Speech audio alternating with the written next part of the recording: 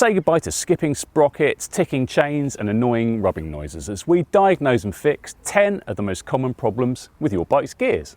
Fettling with your derailleurs can be a bit intimidating. You don't want to make a small problem a big one, and let's be honest, there's quite a few screws and bits down there. However, if your gears aren't working properly, then you're probably making life harder for yourself, and you'll be wearing out all these components quicker and potentially endangering yourself and the people you ride with. Here are 10 reasons why your bike gears aren't working as they should and what to do about it. Before diving into any adjustments, check the wear on the drivetrain. If it's worn, then no amount of tinkering is going to solve all your gear issues. Now when a chain wears, it stretches, and that means it no longer behaves itself as it goes around the cassette or the chainring. Luckily, it's easy to check your chain's wear with a cheap tool like this. If you don't have one, then pull it away from the chainring and see how much light you can see through the gap. The more worn it is, the further you'll be able to pull it. A big gap means it needs replacing. Or you can measure it with a ruler. Chains have a 1/2 inch pitch, so measure 12 full links and that should be 12 inches. If it's a 1/16 of an inch above that, it's time for a swap. It's important to stay on top of replacing your chains. If you don't, you accelerate the wear of the more expensive bits such as the chain rings and the cassette, and then even when you replace the chain, you'll still get annoying noises and slippage because the rollers won't sit in between the teeth properly.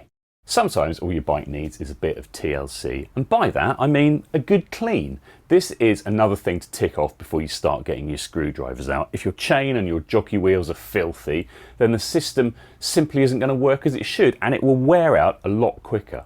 When looking at a chain, it's actually the bits that you can't see that need to be cleaned. For example, inside these rollers where any dirt will stop them from articulating properly and wear them out quicker. Now, if you want to see how we care for our chains, both when we're in a rush and when we want every watt on race day, then click on the link popping up on your screen now. If you're sure that your drivetrain components aren't too worn or dirty, but your gears are noisy or seem to like changing all by themselves, then there's a good chance that your mech isn't indexed properly. This means that the rear derailleur, this bit which is guiding the chain around the cassette, isn't guiding it onto the right sprocket properly, and we need to adjust it. How exactly you do this will depend on your drivetrain. Now on a mechanical drivetrain like this, you usually use a barrel adjuster like this one. With electronic gears, you put the mechs into a service mode and then you use the shifters or an app to make adjustments. Now to quickly index your gears, shift onto the smallest sprocket and make sure the derailleur is correctly aligned there with the jockey wheels directly under the sprocket. Now you may need to adjust the H limit screw on the body of the mech to tweak the position, or micro adjust an electronic setup. On mechanical gears, take up any slack in the cable using the barrel shifter and then check the shifting across the cassette. You can tweak the cable tension to get it just right.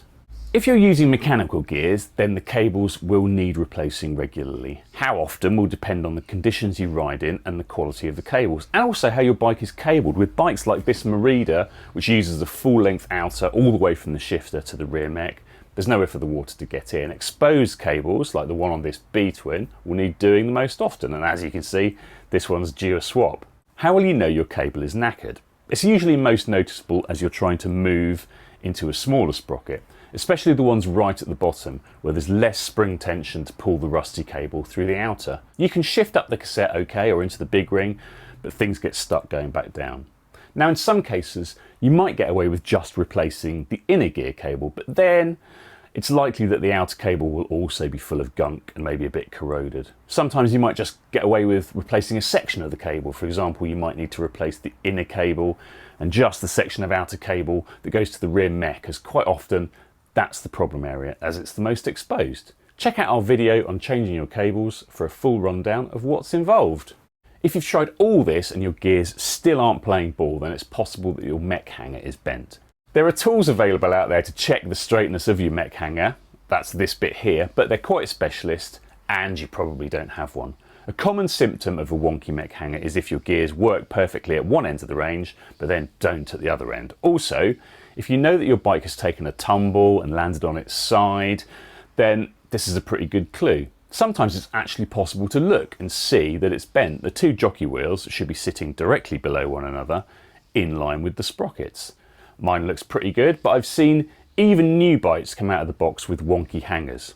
If the hanger looks bent, then you can try and muscle it back into line. Ideally that's a job for a bike shop with the right tool, but you can use an adjustable spanner in your home workshop. Most frames have replaceable mech hangers and they're designed to snap, so take it easy. If you don't fancy the DIY approach and your hanger is replaceable, you can just order a new one. Our next point of call is the often overlooked B-limit adjustment, which determines how far away this upper jockey is from the cassette sprocket. The adjustment screw is usually situated at the back here by the mech hanger. Turning it clockwise will increase this gap here and vice versa. The exact recommended distance will vary from group set to group set, but in general, you're looking for a gap between 6mm and 14mm when you're in your second to largest sprocket. Too far away, your shifting will suffer. Too close and the derailleur will hit the cassette. It only takes one rotten egg to ruin a cake, and it only takes one broken, damaged or stiff chain link to ruin your whole shifting experience. I've spent ages before trying to adjust my bike's gears only to discover I had a cracked outer plate on one of the links, which would cause the chain to skip every time it hit the cassette. Now a seized or stiff link would also cause this to happen, so when cleaning your bike it's a good idea to regularly inspect your chain links, make sure they're all moving as they should. If one is damaged, it could be new chain time, although you might get away with sticking a second magic link in to replace the one that's broken. Sometimes, especially if you're a bit lax with the cleaning, like I am, the issues with the mech itself. This probably isn't what you want to hear, as mechs are some of the most expensive parts of the bike to replace, especially electronic ones. So it's a good idea to clean your transmission regularly and after every ride in the winter, because salt on the roads is a real mech killer. A derailleur relies on the motor or the pull of a cable to move itself up the sprockets to pull the mech over to the big ring at the front. But it's often a simple spring that's responsible for its return, so like a rusty cable, you'll feel as sticky or seize mech most when you're going from a bigger to a smaller cog. This is more common on front derailleurs because they just don't get used as much. If the spring looks okay, then it's probably sticky pivots that are the issue. Try using something like WD-40 or penetrating oil on these initially and leave it overnight to soak in. Then manually articulate the mech and seeing if you can get it moving. If you can free the pivots up, then getting a bit of wet lube or grease into the gap can stop rain or road salt getting in to seize it up again. Another reason that your gears might not be behaving as they should is simply because your back wheel isn't in properly. Now, this is unlikely with bikes with throw axles, as the wheel can only really be in one place, but even so, make sure it's done up properly. On bikes with quick releases like this, you need to make sure the wheel is fully seated in the frame, and the best way to do this is to always fit the wheels with the bike on the ground, apply some downward pressure to get everything nice and flush. The quick release should be a firm close, but it's the cam action inside the lever that tightens everything up, so it doesn't have to be at the limit of your powers to shut it.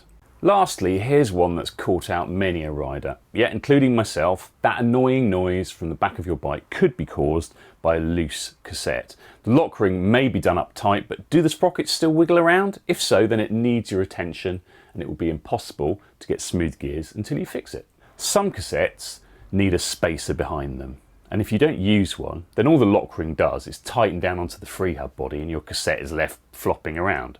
Another reason your cassette might be loose is that the lock ring is cross-threaded, which is embarrassingly easy to do. Now, if you have the right tools, then pop the cassette off, check that the smallest sprocket sits outboard of the free hub body when everything's in place, and do it back up nice and tight. We always recommend doing the lock ring up by hand for the first few revolutions to avoid cross-threading. Some of them really are made of cheese. Let us know any of your gear shifting woes down in the comments below, as well as anything you think we've missed that would be helpful. As ever, if you've enjoyed this content, don't forget to like and subscribe to the channel for more like that, and we'll see you next time.